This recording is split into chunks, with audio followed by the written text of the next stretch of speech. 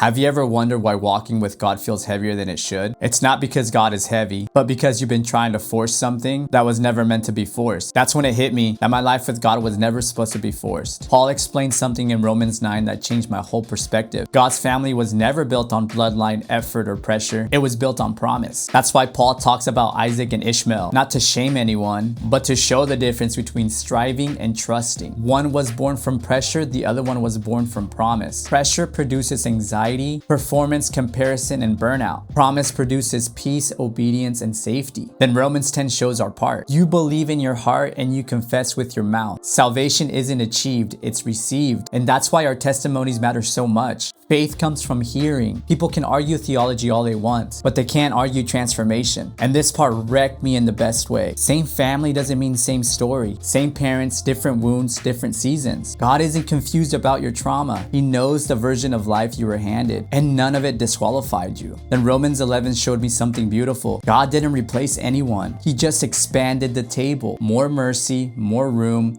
more grace. Not because we were good, but because He is. So if your faith has felt exhausting, maybe it's because you've been living under pressure instead of promise. You don't have to force fruit. You don't have to prove yourself. God already opened the door. Your job isn't to earn your place on the table. It's just to say yes. Thank you and God bless.